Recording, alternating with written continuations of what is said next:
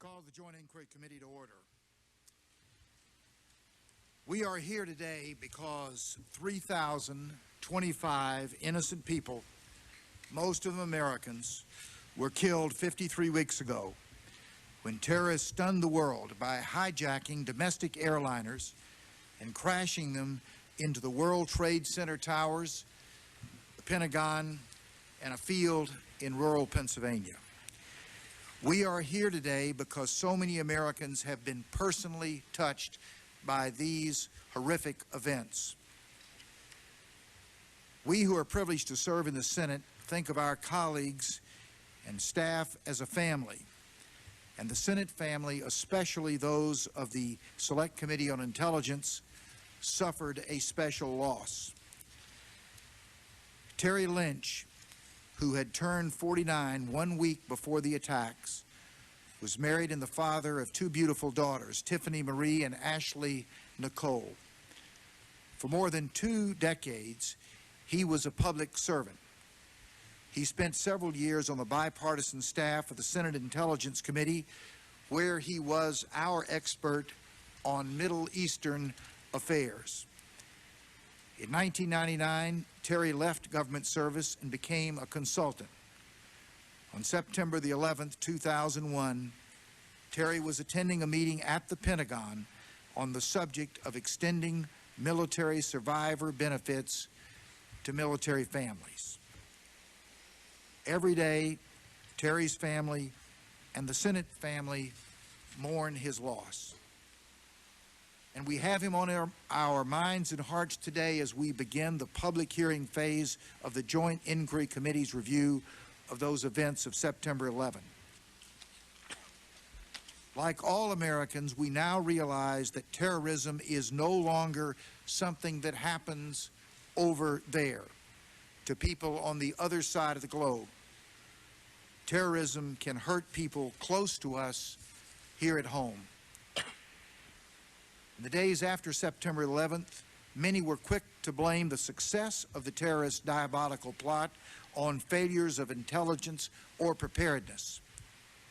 These public hearings are part of our search for truth, not to point fingers or to pin blame, but with the goal of identifying and correcting whatever systemic problems might have prevented our government from detecting and disrupting Al-Qaeda's plot.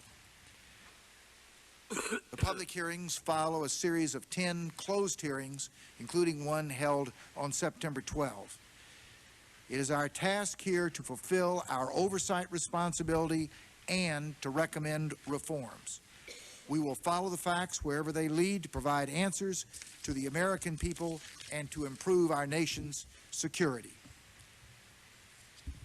While there have been many congressional investigations of significant events in our nation's history, including the several inquiries that followed Japan's surprise attack on Pearl Harbor, this is the first time in the history of the Congress that 2 permanent committees have joined to conduct a bicameral investigation. The Joint Inquiry Committee has hired an independent staff, negotiated with the executive branch over access to documents and witnesses, and coordinated with the federal judiciary to assure that our public hearings will not interfere with pending prosecutions. I congratulate my colleagues from the Senate and the House and our staff for their commitment and determination to fulfill our obligation to the American people. I am very pleased with our progress to date.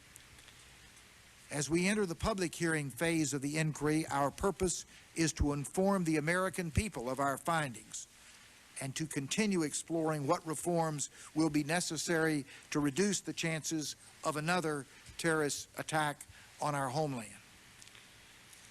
As we said in the preamble to the scope of inquiry statement that the committee adopted in April, our review is designed to reduce the risk of future terrorist attacks, to honor the memories of the victims of the September 11th terrorist attacks by conducting a thorough search for facts, to answer the many questions that their families and many Americans have raised, and to lay the basis for assessing the accountability of institutions and officials of the government.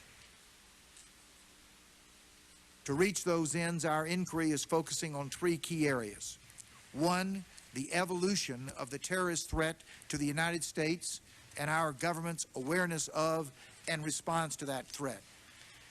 It is important that we gain an understanding of how terrorist organizations, particularly Osama bin Laden and Al-Qaeda, moved from being a relatively insignificant threat to American interests just a decade ago to their status today as America's #1 threat. Second, what the intelligence community and the active consumers of the government's intelligence knew or should have known prior to September 11th about the scope and nature of possible attacks on U.S. interest by international terrorists. By examining how and when the government recognized this evolving threat and how it responded to that threat, we will gain insights into the ways that we need to respond to terrorism. Clearly, this is not a static threat, but a rapidly changing and accelerating danger to America. Three, how the agencies that make up our intelligence community interact with one another, as well as with other federal, state, and local agencies with respect to identifying, tracking, assessing, and coping with international terrorist threats, including biological, chemical, radiological, and nuclear. The ultimate question we will seek to answer is this: how can we use the information that we discover during the inquiry to recommend and then to successfully advocate to the American people and our colleagues changes in the intelligence community that will reduce the prospects of another September 11? In this first open hearing, we will hear from two representatives of the groups that speak for the families of the victims of September 11. Christian Breitweiser is co-founder of September 11th Advocates. Stephen Push is co-founder and treasurer of Families of September 11th. They have been asked to speak to us about the impact of September 11th on their families and America, as well as what reforms of the intelligence community will guard us against future threats. We will then have the first of several presentations from the Joint Inquiry Committee's very capable staff, led by Ms. Eleanor Hill. Ms. Hill is a former prosecutor, a veteran congressional investigator, a former Inspector General of the Department of Defense. We are extremely fortunate to have a person of her experience and capabilities as the committee's staff director. Ms. Hill will review the work of the Joint Inquiry Committee over the last 6 months, including the 10 closed hearings, interviews with nearly 500 individuals, and a review of more than 400,000 documents. Following her presentation, members of the Joint Inquiry Committee will be recognized for comments and questions. In future open hearings, we will hear from customers of intelligence, including representatives of the Defense and State Departments, frontline personnel from intelligence agencies, and then key leaders of the intelligence community, including the Director of the Central Intelligence Agency and the Director of the Federal Bureau of Investigation.